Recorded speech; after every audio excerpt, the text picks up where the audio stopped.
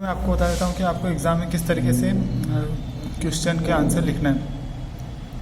तो सबसे पहले आपको क्वेश्चन को, सबसे बड़ा पॉइंट है, क्वेश्चन को सबसे पहले 4 से 5 बार पढ़ना है, क्योंकि क्वेश्चन जितनी बार आप पढ़ोगे उतना ही आपको अच्छे से क्लियर दिमाग में बैठेगा कि क्या लिखना है। अगर आपने जल्दी जल्दी में एक बार पढ़ा, 2 बार पढ़ा, तो वो आंसर आप नहीं लिख पाओगे, क्योंकि आपको एक क्वेश्चन पे कम से कम 4 से 5 पेज लिखना ही होता है। तो जितना जल्दी आप उस क्वेश्चन का जो मीनिंग है उसको समझोगे, तो कोई जल्दीबाजी नहीं करना, आराम से 4 से 5 बार आप उसको पढ़ेंगे तो क्वेश्चन ऑटोमेटिक आपको खुल जाएगा। दूसरा, सभी पाँचों यूनिट को अटेम्प्ट करना है। ऐसा नहीं कि 2 या 3 में अपन अच्छे हैं, 2 को छोड़ के आ गए।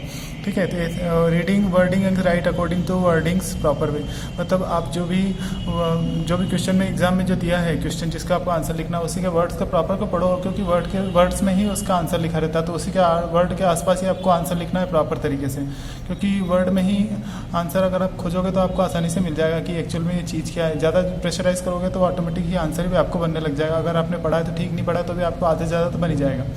ठीक है, तीसरा question, right answer in 5 parts. अब जो भी आंसर है उसको एक जैसा पैराग्राफ नहीं लिखना है, उसको हमेशा डायग्राम या सिंटेक्स है, कोडिंग है, टेबल है, फ्लो चार्ट है, एडवांटेज डिसएडवांटेज टेबल है, इस टाइप से उसको 4 से 5 टुकड़ों में तोड़ के लिखना है और अंडरलाइन करना है। सभी को अंडरलाइन और खोल के लिखना है। मेन पॉइंट्स को अंडरलाइन और खोल के लिखना है। ठीक है, टाइम मैनेजमेंट का ध्यान रखें, 5 यूनिट 3 घंटे में 5 यूनिट हो जाए, इस टाइप से लिखना है। और राइटिंग का भी ध्यान रखना है, स्पेशली राइटिंग भी ज़्यादा ख़राब ना हो और टाइम का भी ध्यान रहे।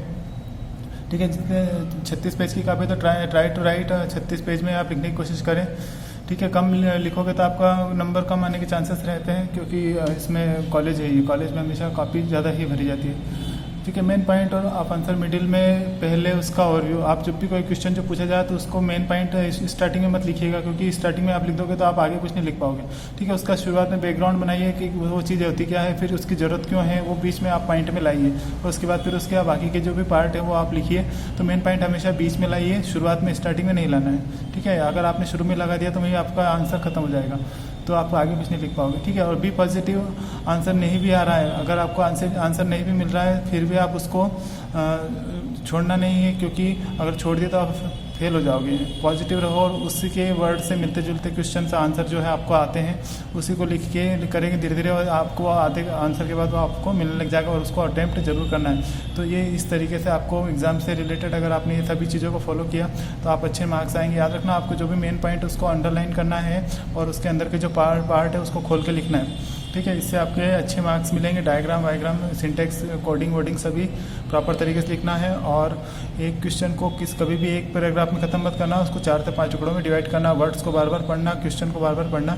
ये सब चीज़ों को फॉलो करोगे तो आपका एग्जाम में पेपर से जाएगा। सभी स्टूडेंट को एग्ज़ाम के लिए all the best. Thank you, सभी अच्छे अच्छे मार्क्स लेकर आए।